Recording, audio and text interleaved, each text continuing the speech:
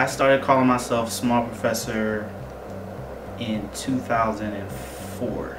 At the time, I had just started making beats, and I was rapping at the time actually.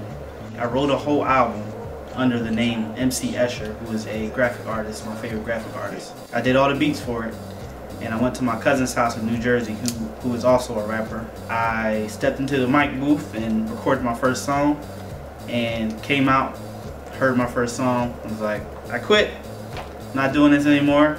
Small Professor was born that day.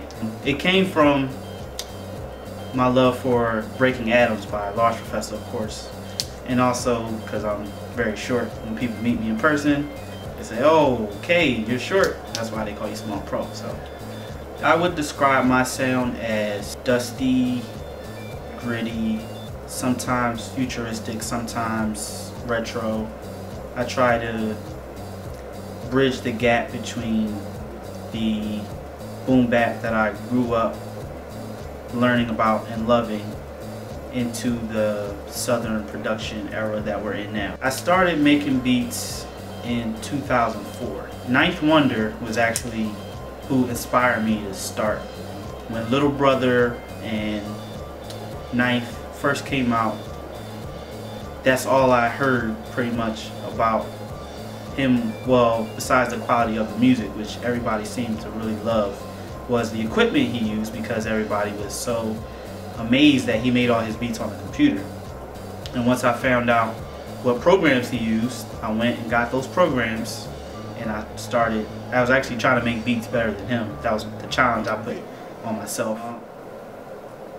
I first heard Breaking Atoms, I had to be in college with 2003. I came a little later to listening to rap albums because I was born in 1985. So basically, my older brother, who's 11 years older than me, had all the cassettes of the older classic hip-hop albums. When I first heard Breaking Atoms, I was most impressed by Large Professor's method of layering samples. I felt like in that 1991 era, everybody was layering samples in New York boom bap, but I felt like he did it the best, and that's tall praise considering what else came out that year. Pretty sure Mecca and the Soul Brother came out that year. De La Soul is Dead, I think, came out that year. So, but I just felt like the way he was doing it, the funk break beats and layering a lot of songs for each track, it just really impressed me. So that's why I gravitated toward Breaking Atoms. I have not yet met Large Professor, but I'm excited to meet him eventually. I hope to meet him one day. And I just would like to talk shop with him, you know, pick his brain about his past projects. Just his career is very inspirational to me. I'm definitely looking forward to that. Since 2004, I think I've officially put out, I want to say 2 or 3 albums that are on Amazon, iTunes. Unofficially, the number is something like 13. I put out a lot of stuff in 2011 on my Bandcamp page, a lot of instrumental projects, and there's been a couple remix albums. One was actually of Large Professor's Main Source album from 2008.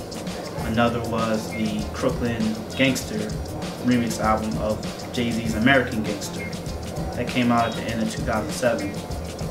And another was a remix I did of Haslow's F. Haslow. What's the name of it? F. Haas Day. I did a remix EP of that, and that came out in 2008.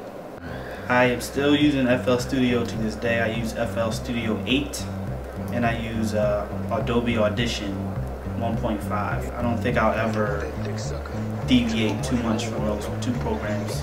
I basically find all my samples through this program called SoulSeek. I download everything. I only sample from MP3s. It's not to say that I won't sample from vinyl or anything else. That's just what's most convenient for me. I've been using that program since 2003, and I just type in a year, just download 1971, for example. Sometimes soundtracks, but anything that catches my eye, any artists that I know have been sampled, I basically go back and grab everything that they've ever put out and find anything I can. I've never run into any of the Philly hip-hop legends thus far, and it's strange because I know everybody I know. Well, I know people that know everybody, I should say. I know people that know Questlove. I know people that know Beans. I just found out the other day Petey Crack lives like a block away from me. So it's crazy how, you know, our paths haven't crossed yet, but I'm sure they will. They got the city on smash for the right cash. They turn a house party to a 100-yard dash. Black